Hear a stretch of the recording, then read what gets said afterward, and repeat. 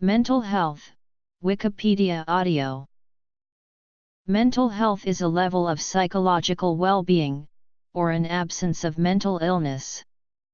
It is the psychological state of someone who is functioning at a satisfactory level of emotional and behavioral adjustment. From the perspective of positive psychology or holism, mental health may include an individual's ability to enjoy life, and create a balance between life activities and efforts to achieve psychological resilience. According to the World Health Organization, mental health includes subjective well-being, perceived self-efficacy, autonomy, competence, intergenerational dependence, and self-actualization of one's intellectual and emotional potential, among others. The WHO further states that the well-being of an individual is encompassed in the realization of their abilities, coping with normal stresses of life, productive work, and contribution to their community. Cultural differences, subjective assessments, and competing professional theories all affect how mental health is defined. According to the UK Surgeon General, mental health is the successful performance of mental function, resulting in productive activities, fulfilling relationships with other people, and providing the ability to adapt to change and cope with adversity. The term mental illness refers collectively to all diagnosable mental disorders, health conditions characterized by alterations in thinking, mood, or behavior associated with distress or impaired functioning. A person struggling with their mental health may experience this because of stress, loneliness, depression, anxiety, relationship problems, death of a loved one, suicidal thoughts, grief, addiction, ADHD, various mood disorders, or other mental illnesses of varying degrees, as well as learning disabilities. Therapists, psychiatrists, psychologists, social workers, nurse practitioners, or physicians can help manage mental illness with treatments such as therapy, counseling, or medication. Mental health and mental illness.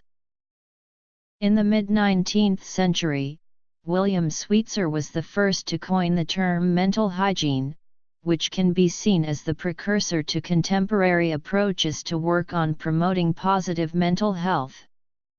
Isaac Ray, one of the founders and the fourth president of the American Psychiatric Association, further defined mental hygiene as the art of preserving the mind against all incidents and influences calculated to deteriorate its qualities, impair its energies, or derange its movements.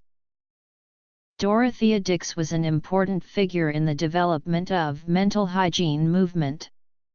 Dix was a school teacher who endeavored throughout her life to help people with mental disorders, and to bring to light the deplorable conditions into which they were put.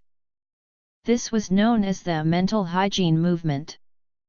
Before this movement, it was not uncommon that people affected by mental illness in the 19th century would be considerably neglected, often left alone in deplorable conditions, barely even having sufficient clothing. Dix's efforts were so great that there was a rise in the number of patients in mental health facilities, which sadly resulted in these patients receiving less attention and care, as these institutions were largely understaffed. Counseling and psychotherapy, case management and support services, crisis intervention, psychoeducation, psychiatric rehabilitation and recovery, care coordination and monitoring, program management/administration, program, policy, and resource development, research and evaluation. Emil Kraepelin in 1896 developed the taxonomy of mental disorders, which has dominated the field for nearly 80 years. Later, the proposed disease model of abnormality was subjected to analysis and considered normality to be relative to the physical, geographical, and cultural aspects of the defining group. At the beginning of the 20th century, Clifford Beers founded the Mental Health America National Committee for Mental Hygiene after publication of his accounts from lived experience in lunatic asylums, a mind that found itself in 1908 and opened the first outpatient mental health clinic in the United States. The mental hygiene movement, related to the social hygiene movement, had at times been associated with advocating eugenics and sterilization of those considered too mentally deficient to be assisted into productive work and contented family life. In the post-World War II years, references to mental hygiene were gradually replaced by the term mental health due to its positive aspect that evolves from the treatment of illness to preventive and promotive areas of healthcare. Marie Jahoda described 6 major, fundamental categories that can be used to categorize mentally healthy individuals: a positive attitude towards the self, personal growth, integration, autonomy, a true perception of reality, and environmental mastery, which include adaptability and healthy interpersonal relationships. Mental illnesses are more common than cancer, diabetes, or heart disease. Over 26% of all Americans over the age of 18 meet the criteria for having a mental illness. A WHO report estimates the global cost of mental illness at nearly $2.5 trillion in 2010, with a projected increase to over $6 trillion by 2030. Mental illness, disability, and suicide are ultimately the result of a combination of biology, environment, and access to and utilization of mental health treatment. Public health policies can influence access and utilization, which subsequently may improve mental health and help to progress the negative consequences of depression and its associated disability. Evidence from the World Health Organization suggests that nearly half of the world's population are affected by mental illness, with an impact on their self-esteem, relationships, and ability to function in everyday life. An individual's emotional health can also impact physical health, and poor mental health can lead to problems such as substance abuse. Maintaining good mental health is crucial to living a long and healthy life. Good mental health can enhance one's life, while poor mental health can prevent someone from living an enriching life. According to Richards, Campania, and Museberg, there is growing evidence that is showing emotional abilities are associated with prosocial behaviors such as stress management and physical health. Their research also concluded that people who lack emotional expression are inclined to antisocial behaviors, which are a direct reflection of their mental health and suppress emotions. Adults and children with mental illness may experience social stigma, which can exacerbate the issues. History. Mental health can be seen as an unstable continuum, where an individual's mental health may have many different possible values. Mental wellness is generally viewed as a positive attribute, even if the person does not have any diagnosed mental health condition. This definition of mental health highlights emotional well-being, the capacity to live a full and creative life, and the flexibility to deal with life's inevitable challenges. Some discussions are formulated in terms of contentment or happiness. Many therapeutic systems and self-help books offer methods and philosophies espousing strategies and techniques vaunted as effective for further improving the mental wellness. Positive psychology is increasingly prominent in mental health. A holistic model of mental health generally includes concepts based upon anthropological, educational, psychological, religious, and sociological perspectives, as well as theoretical perspectives from personality, social, clinical, health and developmental psychology. An example of a wellness model includes one developed by Myers, Sweeney, and Whitmer. It includes 5 life tasks: essence or spirituality, work and leisure, friendship, love and self-direction, and 12 subtasks: sense of worth, sense of control, realistic beliefs, emotional awareness and coping, problem solving and creativity, sense of humor, nutrition, exercise, self-care, stress management, gender identity, and cultural identity, which are identified as characteristics of healthy functioning and a major component of wellness. The components provide a means of responding to the circumstances of life in a manner that promotes healthy functioning. The tripartite model of mental well-being views mental well-being as encompassing three components of emotional well-being, social well-being, and psychological well-being. Emotional well-being is defined as having high levels of positive emotions, whereas social and psychological well-being are defined as the presence of psychological and social skills and abilities that contribute to optimal functioning in daily life. The model has received empirical support across cultures. The mental health continuum short form is the most widely used scale to measure the tripartite model of mental well-being. Mental health and stability is a very important factor in a person's everyday life. Social skills, behavioral skills, and someone's way of thinking are just some of the things that the human brain develops at an early age. Learning how to interact with others and how to focus on certain subjects are essential lessons to learn from the time we can talk all the way to when we are so old that we can barely walk. However, there are some people out there who have difficulty with these kind of skills and behaving like an average person. This is most likely the cause of having a mental illness. A mental illness is a wide range of conditions that affect a person's mood, thinking, and behavior. About 26% of people in the United States, ages 18 and older, have been diagnosed with some kind of mental disorder. However, not much is said about children with mental illnesses, even though there are many that will develop one, even as early as age 3. The most common mental illnesses in children include, but are not limited to, ADHD, autism and anxiety disorder, as well as depression in older children and teens. Having a mental illness at a younger age is much different from having one in your 30s. Children's brains are still developing and will continue to develop until around the age of 25. When a mental illness is thrown into the mix, it becomes significantly harder for a child to acquire the necessary skills and habits that people use throughout the day.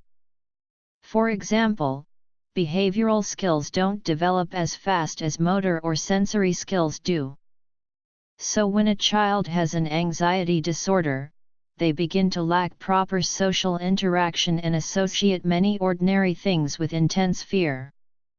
This can be scary for the child because they don't necessarily understand why they act and think the way that they do. Many researchers say that parents should keep an eye on their child if they have any reason to believe that something is slightly off. If the children are evaluated earlier, they become more acquainted to their disorder and treating it becomes part of their daily routine. This is opposed to adults who might not recover as quickly because it is more difficult for them to adapt. Mental illness affects not only the person themselves, but the people around them. Friends and family also play an important role in the child's mental health stability and treatment. If the child is young, parents are the ones who evaluate their child and decide whether or not they need some form of help. Friends are a support system for the child and family as a whole. Living with a mental disorder is never easy, so it's always important to have people around to make the days a little easier. However, there are negative factors that come with the social aspect of mental illness as well. Parents are sometimes held responsible for their child's own illness. People also say that the parents raised their children in a certain way or they acquired their behavior from them. Family and friends are sometimes so ashamed of the idea of being close to someone with a disorder that the child feels isolated and thinks that they have to hide their illness from others. When in reality, hiding it from people prevents the child from getting the right amount of social interaction and treatment in order to thrive in today's society. Significance. Perspectives. Stigma is also a well-known factor in mental illness. Stigma is defined as a mark of disgrace associated with a particular circumstance, quality, or person. Stigma is used especially when it comes to the mentally disabled. People have this assumption that everyone with a mental problem, no matter how mild or severe, is automatically considered destructive or a criminal person. Thanks to the media, this idea has been planted in our brains from a young age. Watching movies about teens with depression or children with autism makes us think that all of the people that have a mental illness are like the ones on TV. In reality, the media displays an exaggerated version of most illnesses. Unfortunately, not many people know that, so they continue to belittle those with disorders.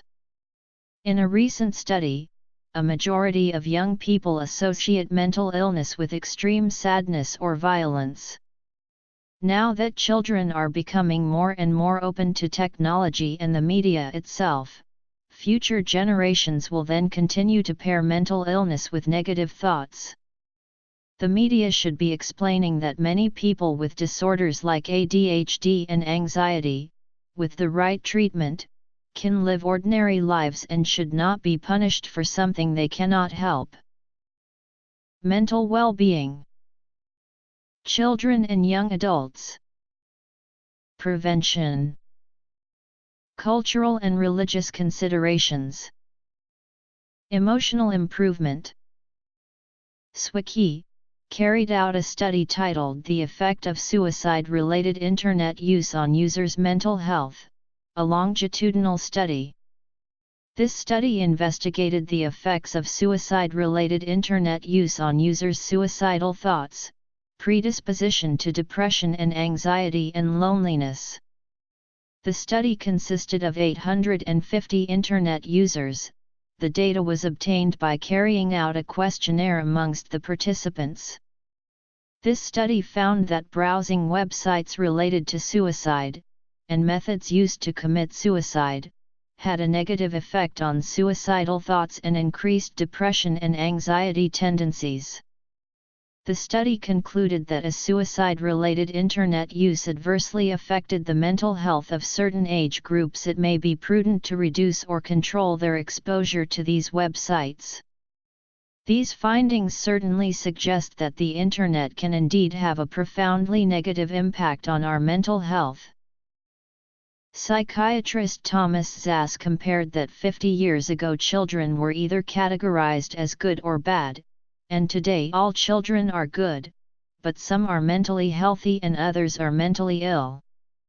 The social control and forced identity creation is the cause of many mental health problems among today's children. A behavior or misbehavior might not be an illness but exercise of their free will, and today's immediacy in drug administration for every problem along with the legal overguarding and regard of a child's status as a dependent shakes their personal self and invades their internal growth. Mental health is conventionally defined as a hybrid of absence of a mental disorder and presence of well-being. Focus is increasing on preventing mental disorders. Prevention is beginning to appear in mental health strategies, including the 2004 WHO report Prevention of Mental Disorders, the 2008 EU Pact for Mental Health, and the 2011 US National Prevention Strategy. Some commentators have argued that a pragmatic and practical approach to mental disorder prevention at work would be to treat it the same way as physical injury prevention. Care navigation. Prevention of a disorder at a young age may significantly decrease the chances that a child will suffer from a disorder later in life, and shall be the most efficient and effective measure from a public health perspective. Prevention may require the regular consultation of a physician for at least twice a year to detect any signs that reveal any mental health concerns. Mental health is a socially constructed and socially defined concept, that is, different societies, groups, cultures, institutions and professions have very different ways of conceptualizing its nature and causes, determining what is mentally healthy, and deciding what interventions, if any, are appropriate. Thus, different professionals will have different cultural, class, political and religious backgrounds, which will impact the methodology applied during treatment. Research has shown that there is stigma attached to mental illness. In the United Kingdom, the Royal College of Psychiatrists organized the campaign Changing Minds to help reduce stigma. Due to this stigma, responses to a positive diagnosis may be a display of denialism. Many mental health professionals are beginning to, or already understand, the importance of competency in religious diversity and spirituality. The American Psychological Association explicitly states that religion must be respected. Education in spiritual and religious matters is also required by the American Psychiatric Association. Unemployment has been shown to have a negative impact on an individual's emotional well-being, self-esteem and more broadly their mental health. Increasing unemployment has been shown to have a significant impact on mental health, predominantly depressive disorders. This is an important consideration when reviewing the triggers for mental health disorders in any population survey.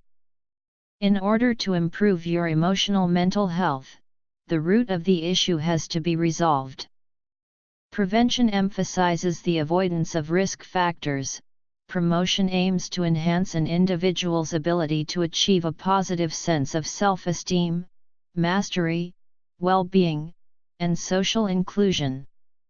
It is very important to improve your emotional mental health by surrounding yourself with positive relationships.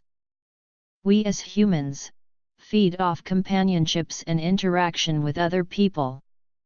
Another way to improve your emotional mental health is participating in activities that can allow you to relax and take time for yourself. Yoga is a great example of an activity that calms your entire body and nerves. According to a study on well-being by Richards, Campania, and Museberg, mindfulness is considered to be a purposeful state. It may be that those who practice it believe in its importance and value being mindful, so that valuing of self-care activities may influence the intentional component of mindfulness. Mental health care navigation helps to guide patients and families through the fragmented, often confusing mental health industries. Care navigators work closely with patients and families through discussion and collaboration to provide information on best therapies as well as referrals to practitioners and facilities specializing in particular forms of emotional improvement. The difference between therapy and care navigation is that the care navigation process provides information and directs patients to therapy rather than providing therapy. Still, care navigators may offer diagnosis and treatment planning. Though many care navigators are also trained therapists and doctors. Care navigation is the link between the patient and the below therapies. A clear recognition that mental health requires medical intervention was demonstrated in a study by Kessler et al. Of the prevalence and treatment of mental disorders from 1990 to 2003 in the United States. Despite the prevalence of mental health disorders remaining unchanged during this period, the number of patients seeking treatment for mental disorders increased threefold. Emotional mental disorders are a leading cause of disabilities worldwide. Investigating the degree and severity of untreated emotional mental disorders throughout the world is a top priority of the World Mental Health Survey Initiative, which was created in 1998 by the World Health Organization.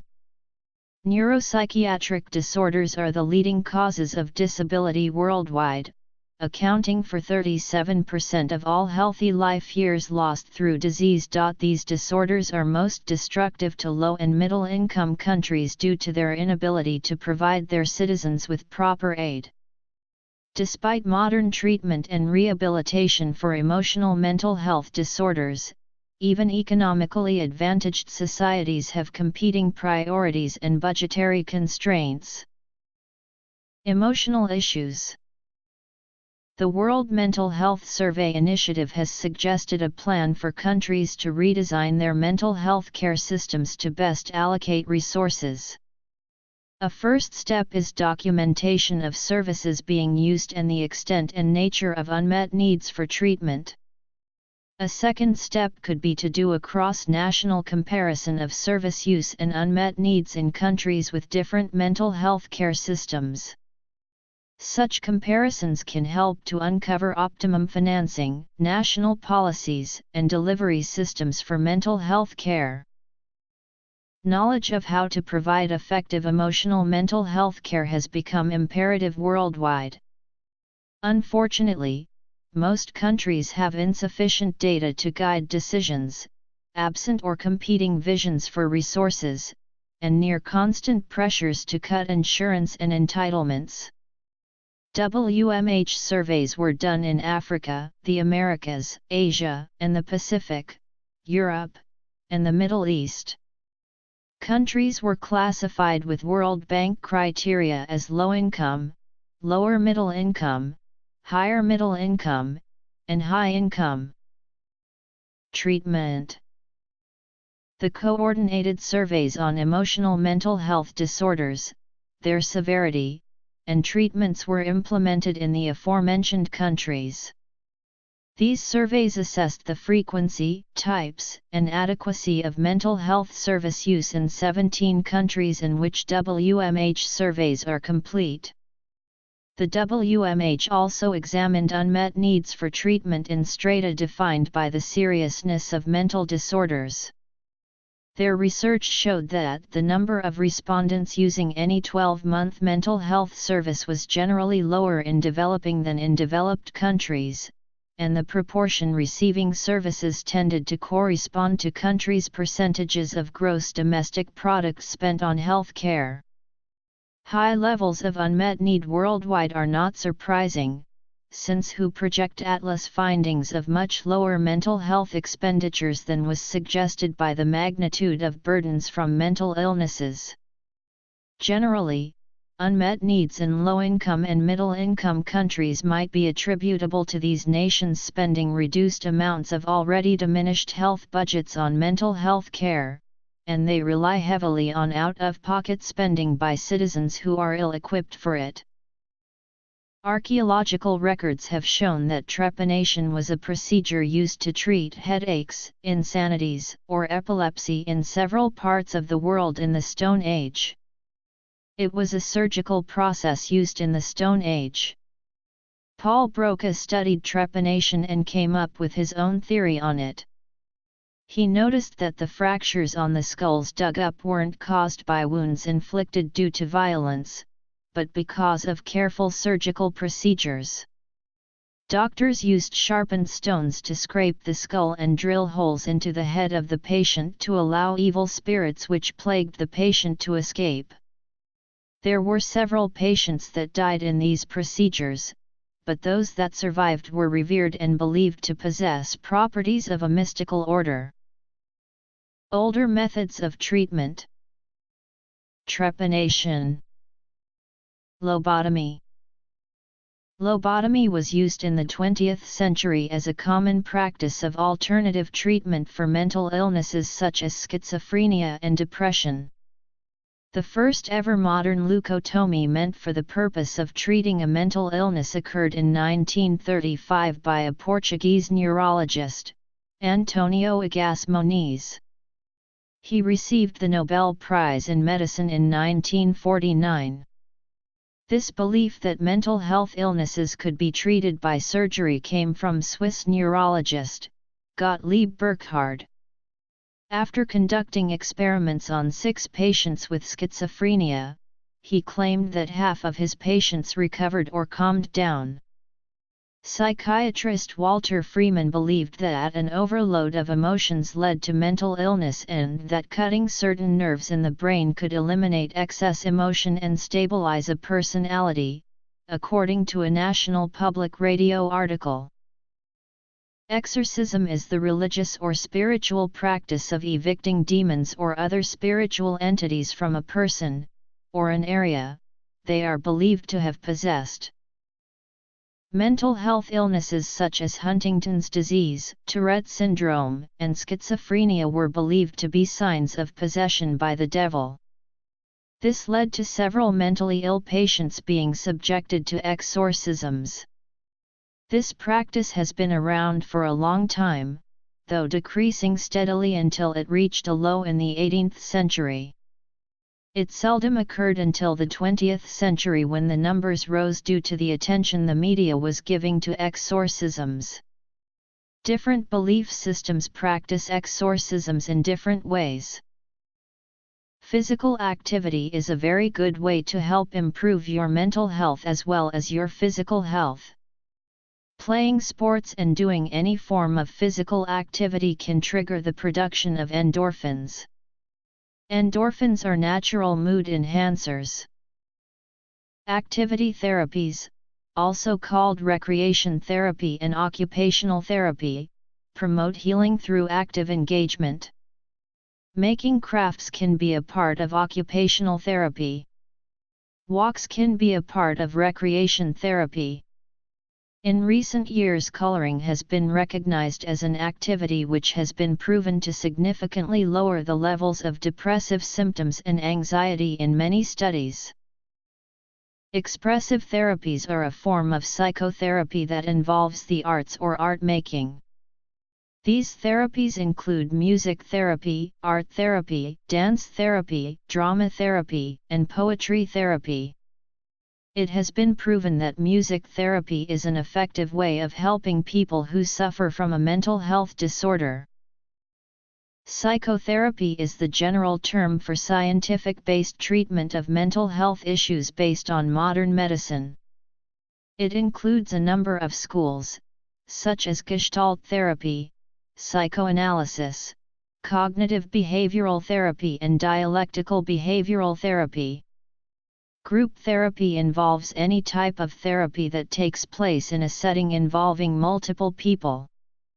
It can include psychodynamic groups, activity groups for expressive therapy, support groups, problem-solving and psychoeducation groups.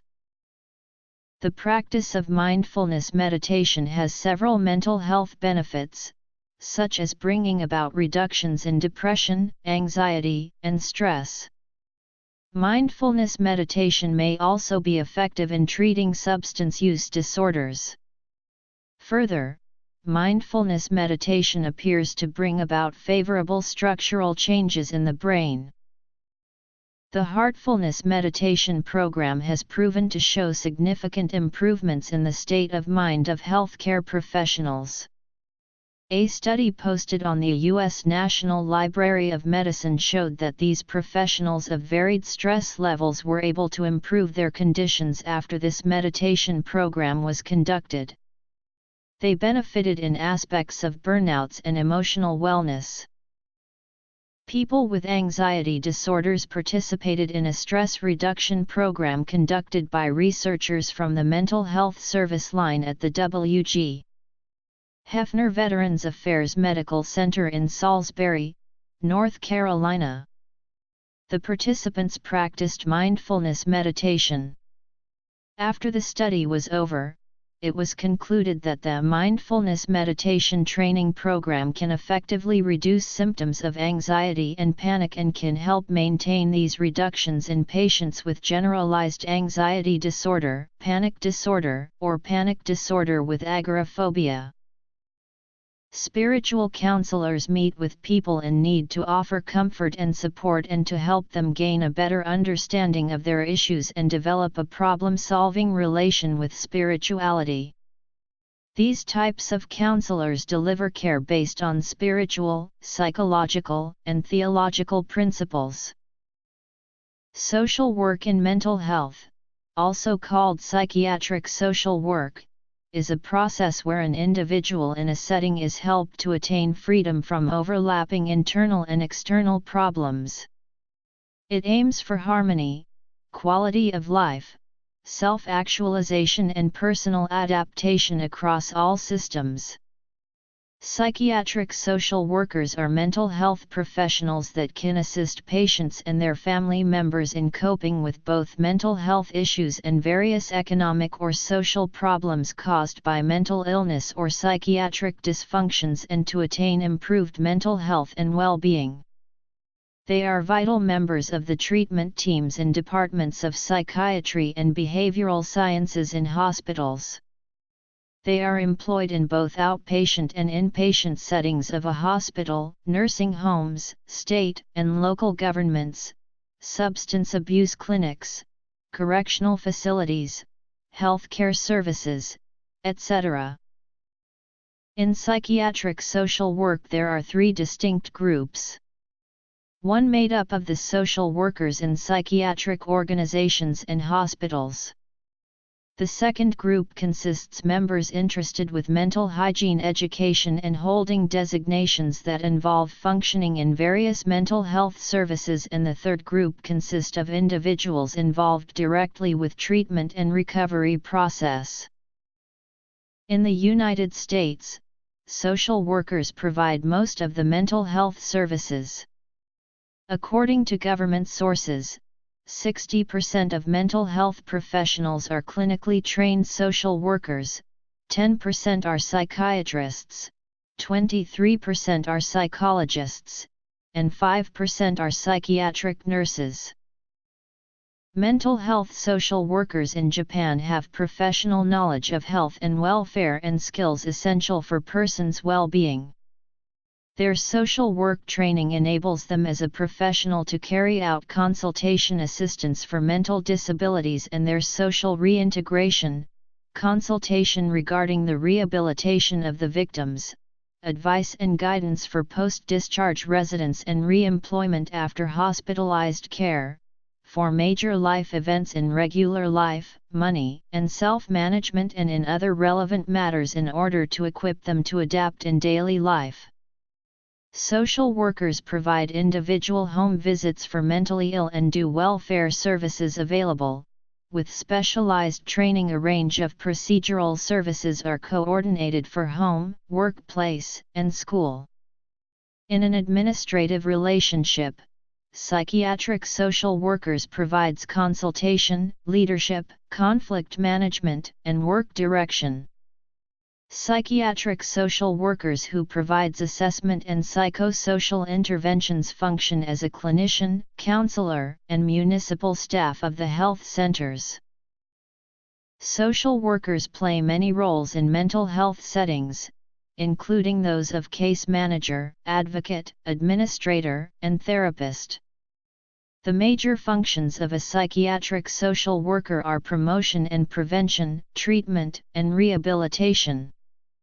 Social workers may also practice. Psychiatric social workers conduct psychosocial assessments of the patients and work to enhance patient and family communications with the medical team members and ensure the interprofessional cordiality in the team to secure patients with the best possible care and to be active partners in their care planning.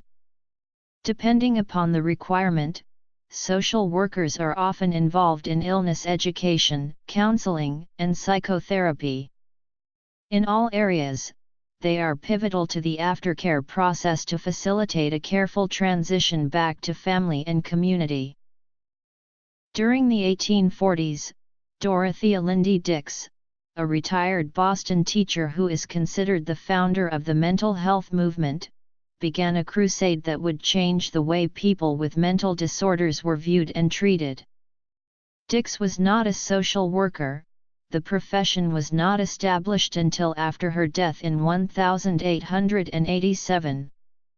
However, her life and work were embraced by early psychiatric social workers, and she is considered one of the pioneers of psychiatric social work along with Elizabeth Horton, who in 1907 was the first psychiatric social worker in the New York hospital system, and others. The early 20th century was a time of progressive change in attitudes towards mental illness. Community Mental Health Centers Act was passed in 1963. This policy encouraged the deinstitutionalization of people with mental illness. Later, mental health consumer movement came by 1980s. A consumer was defined as a person who has received or is currently receiving services for a psychiatric condition. People with mental disorders and their families became advocates for better care. Building public understanding and awareness through consumer advocacy helped bring mental illness and its treatment into mainstream medicine and social services.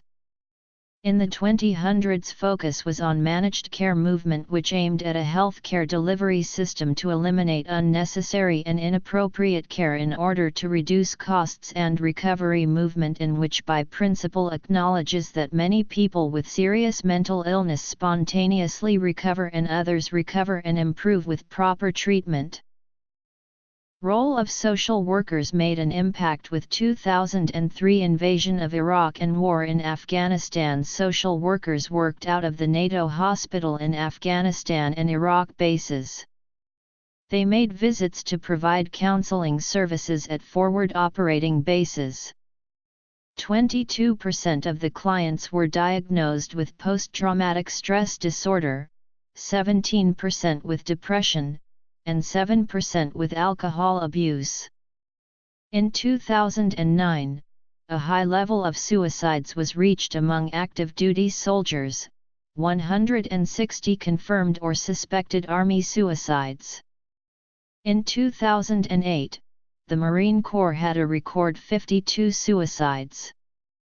The stress of long and repeated deployments to war zones, the dangerous and confusing nature of both wars, wavering public support for the wars, and reduced troop morale have all contributed to the escalating mental health issues. Military and civilian social workers are primary service providers in the veterans' health care system.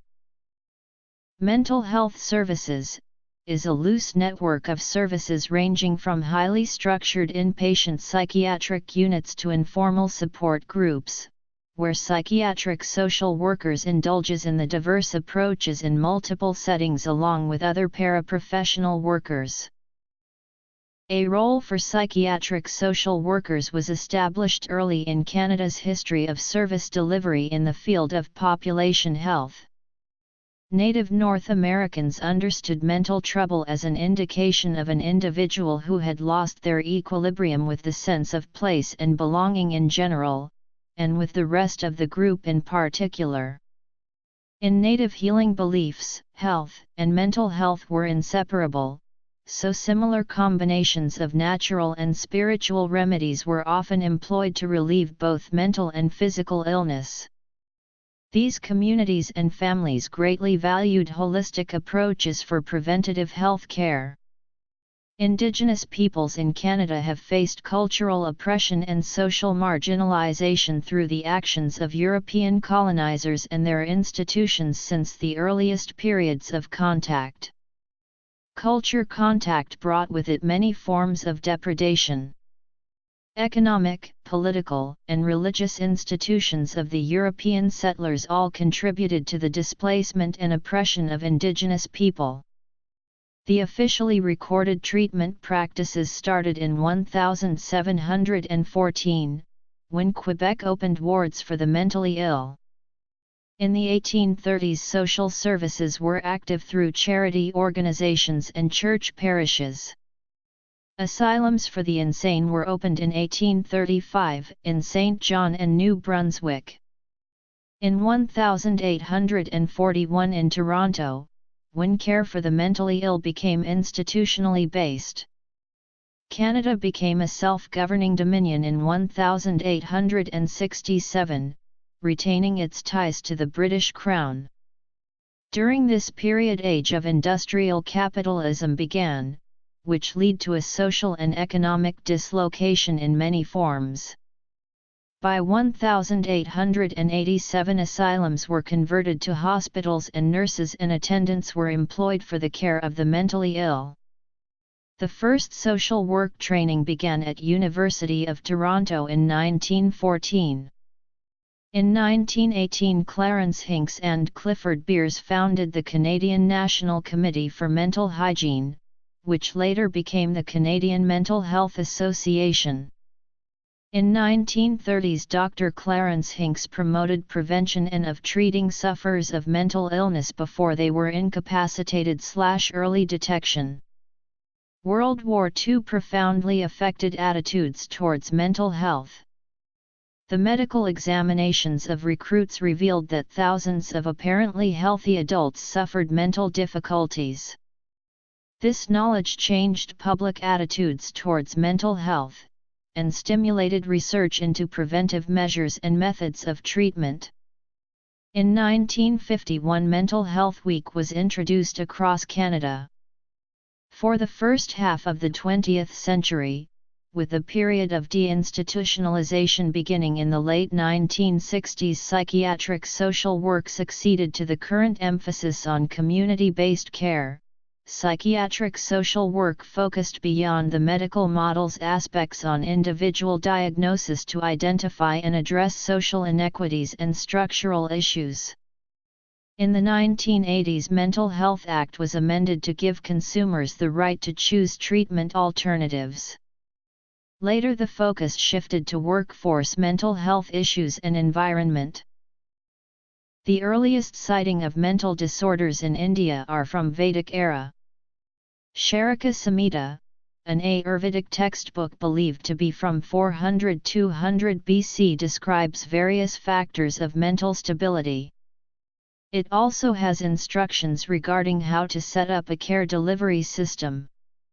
In the same era in South India, Siddha was a medical system. The great sage Agastya, one of the 18 siddhas contributing to a system of medicine, has included the Agastya Yarkirigayino, a compendium of psychiatric disorders and their recommended treatments. In Atharva Veda too there are descriptions and resolutions about mental health afflictions. In the Mughal period, Unani system of medicine was introduced by an Indian physician Unhamid in 1222. Then existed form of psychotherapy was known then as Ilajinofsani in Unani medicine. The 18th century was a very unstable period in Indian history, which contributed to psychological and social chaos in the Indian subcontinent. In 1745 of lunatic asylums were developed in Bombay, followed by Calcutta in 1784, and Madras in 1794. The need to establish hospitals became more acute, first to treat and manage Englishmen and Indian sepoys employed by the British East India Company. The first Lunacy Act that came into effect in 1858 was later modified by a committee appointed in Bengal in 1888. Later, the Indian Lunacy Act, 1912 was brought under this legislation. A rehabilitation program was initiated between 1870s and 1890s for persons with mental illness at the Mysore Lunatic Asylum, and then an occupational therapy department was established during this period in almost each of the lunatic asylums. The program in the asylum was called work therapy. In this program, persons with mental illness were involved in the field of agriculture for all activities. This program is considered as the seed of origin of psychosocial rehabilitation in India. Berkeley Hill, superintendent of the European Hospital, established in 1918, was deeply concerned about the improvement of mental hospitals in those days. The sustained efforts of Berkeley Hill helped to raise the standard of treatment and care, and he also persuaded the government to change the term asylum to hospital in 1920. Techniques similar to the current token economy were first started in 1920 and called by the name Habit Formation Chart at the CIP, Ranchi. In 1937, the first post of psychiatric social worker was created in the Child Guidance Clinic run by the Dhirubji Tata School of Social Work. It is considered as the first documented evidence of social work practice in Indian mental health field. After independence in 1947, General Hospital psychiatry units were established to improve conditions in existing hospitals, while at the same time encouraging outpatient care through these units. In Amritsar, a Dr. Vidyasagar instituted active involvement of families in the care of persons with mental illness. This was advanced practice ahead of its times regarding treatment and care. This methodology had a greater impact on social work practice in the mental health field, especially in reducing the stigmatization. In 1948, Gauri Rani Banerjee, trained in the United States, started a master's course in medical and psychiatric social work at the Dhirubji Tata School of Social Work. Later, the first trained psychiatric social worker was appointed in 1949 at the Adult Psychiatry Unit of Ayurveda Mental Hospital, Pune. In various parts of the country, in mental health service settings, social workers were employed in 1956 at a mental hospital in Amritsar, in 1958 at a child guidance clinic of the College of Nursing, and in Delhi in 1960 at the All India Institute of Medical Sciences, and in 1962 at the Ram Manohar Lohia Hospital. In 1960, the Madras Mental Hospital employed social workers to bridge the gap between doctors and patients. In 1961, the social work post was created at the Nimans. In these settings they took care of the psychosocial aspect of treatment. This had long-term greater impact of social work practice in mental health. In 1966, by the recommendation Mental Health Advisory Committee, Ministry of Health, Government of India, Nimans commenced Department of Psychiatric Social Work started, and a 2-year postgraduate diploma in psychiatric social work was introduced in 1968.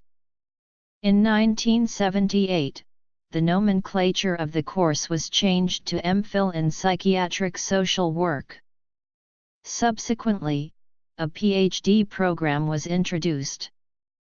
By the recommendations Mudaliar Committee in 1962, Diploma in Psychiatric Social Work was started in 1970 at the European Mental Hospital at Ranchi, upgraded the program and added other higher training courses subsequently.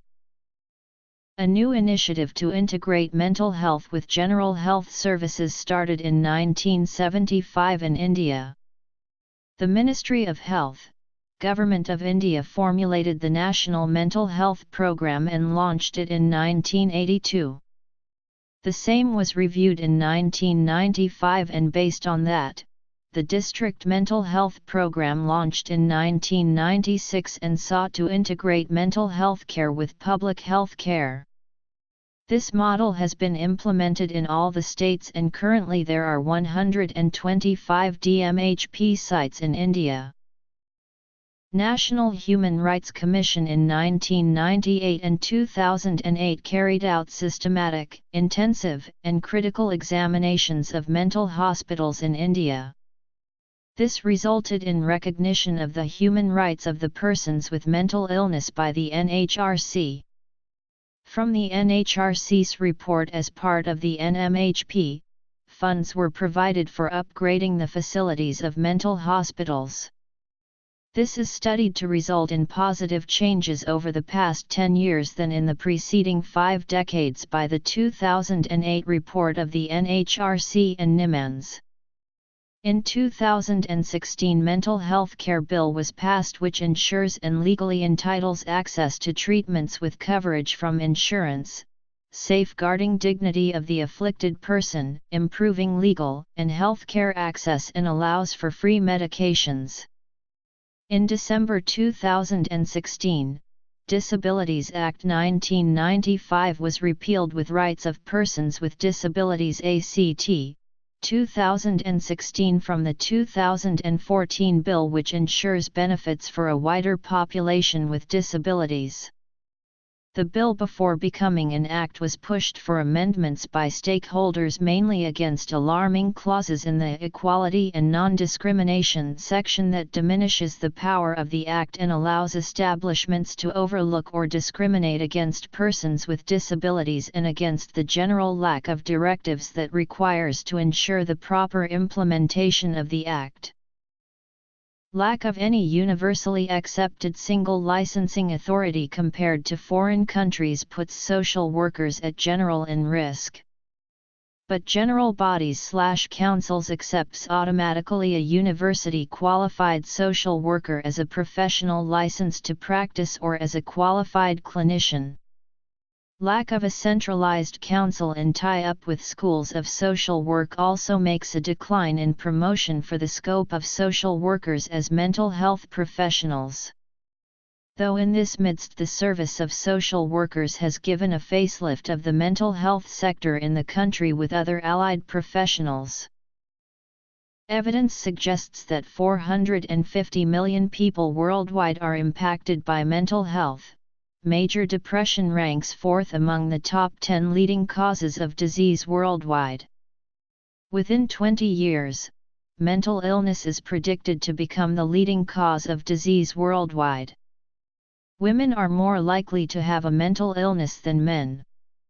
1 million people commit suicide every year and 10 to 20 million attempt it.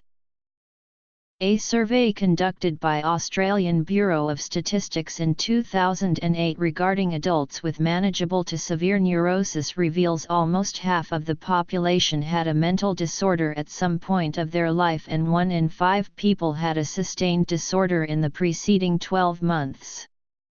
In neurotic disorders, 14% of the population experienced anxiety disorders.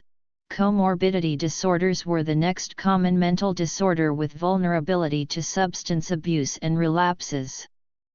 There were distinct gender differences in disposition to mental health illness. Women were found to have high rate of mental health disorders, and men had higher propensity of risk for substance abuse. The SMHWB survey showed low socioeconomic status and high dysfunctional pattern in the family was proportional to greater risk for mental health disorders. A 2010 survey regarding adults with psychosis revealed 5 persons per 1,000 in the population seeks professional mental health services for psychotic disorders, and the most common psychotic disorder was schizophrenia. According to statistics released by the Centre of Addiction and Mental Health, 1 in 5 people in Ontario experience a mental health or addiction problem. Young people ages 15 to 25 are particularly vulnerable. Major depression is found to affect 8% and anxiety disorder 12% of the population. Women are 1.5 times more likely to suffer from mood and anxiety disorders. WHO points out that there are distinct gender differences in patterns of mental health and illness. The lack of power and control over their socio-economic status, gender-based violence, low social position and responsibility for the care of others render women vulnerable to mental health risks. Since more women than men seek help regarding a mental health problem, this has led to not only gender stereotyping but also reinforcing social stigma. WHO has found that this stereotyping has led doctors to diagnose depression more often in women than in men, even when they display identical symptoms. Often communication between healthcare providers and women is authoritarian, leading to either the undertreatment or overtreatment of these women. Women's College Hospital is specifically dedicated to women's health in Canada. This hospital is located in downtown Toronto, where there are several locations available for specific medical conditions. WCH is an organization that helps educate women on mental illness due to its specialization with women and mental health. The organization helps women who have symptoms of mental illnesses such as depression, anxiety, menstruation, pregnancy, childbirth, and menopause. They also focus on psychological issues, abuse, neglect, and mental health issues from various medications. The countless aspect about this organization is that WCH is open to women of all ages, including pregnant women that experience poor mental health. WCH not only provides care for good mental health, but they also have a program called the Women's Mental Health Program, where doctors and nurses help treat and educate women regarding mental health collaboratively, individually, and online by answering questions from the public. The second organization is the Centre for Addiction and Mental Health.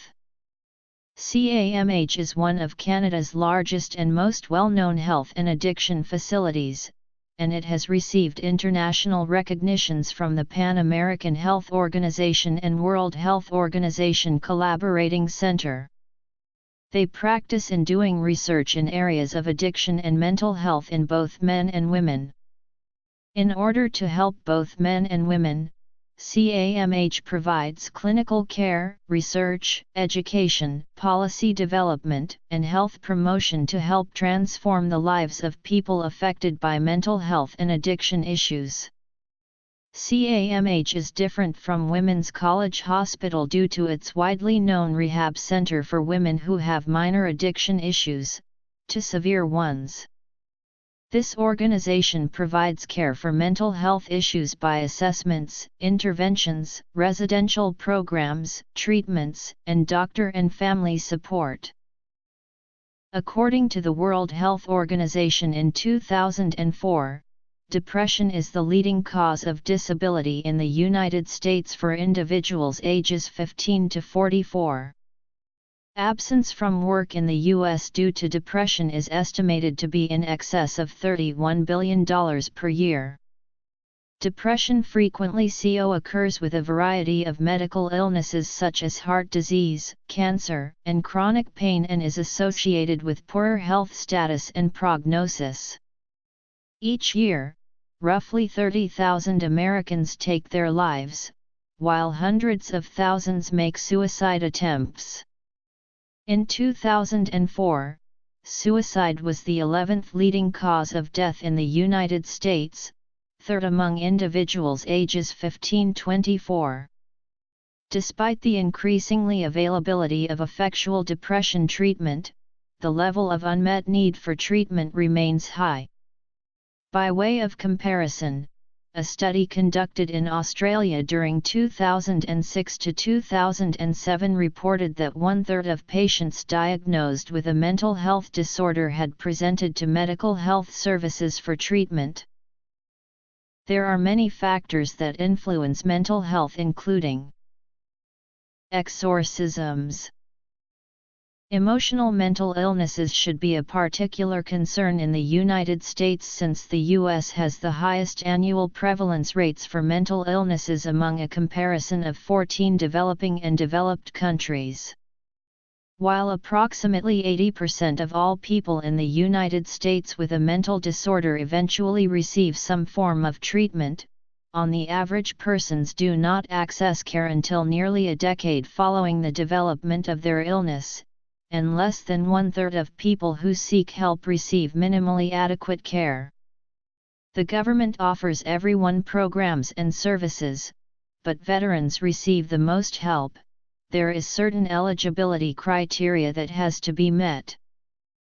The mental health policies in the United States have experienced 4 major reforms. The American Asylum Movement led by Dorothea Dix in 1843, the Mental Hygiene Movement inspired by Clifford Beers in 1908, the deinstitutionalization started by Action for Mental Health in 1961, and the Community Support Movement called for by the CMCH Act amendments of 1975. In 1843, Dorothea Dix submitted a memorial to the legislature of Massachusetts, describing the abusive treatment and horrible conditions received by the mentally ill patients in jails, cages, and almshouses. She revealed in her memorial, "I proceed, gentlemen, briefly to call your attention to the present state of insane persons confined within this Commonwealth, in cages, closets, cellars, stalls, pens, chained, naked, beaten with rods, and lashed into obedience." Many asylums were built in that period, with high fences or walls separating the patients from other community members and strict rules regarding the entrance and exit. In those asylums, traditional treatments were well implemented. Drugs were not used as a cure for a disease, but a way to reset equilibrium in a person's body, along with other essential elements such as healthy diets, fresh air, middle-class culture, and the visits by their neighboring residents. In 1866, a recommendation came to the New York State Legislature to establish a separate asylum for chronic mentally ill patients. Some hospitals placed the chronic patients into separate wings or wards, or different buildings. In A Mind That Found Itself, Clifford Whittingham Beers described the humiliating treatment he received and the deplorable conditions in the mental hospital. 1 year later, the National Committee for Mental Hygiene was founded by a small group of reform-minded scholars and scientists including Beer himself, which marked the beginning of the mental hygiene movement. The movement emphasized the importance of childhood prevention.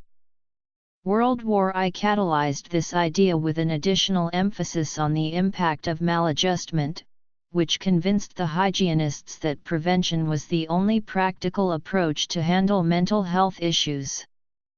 However, prevention was not successful, especially for chronic illness.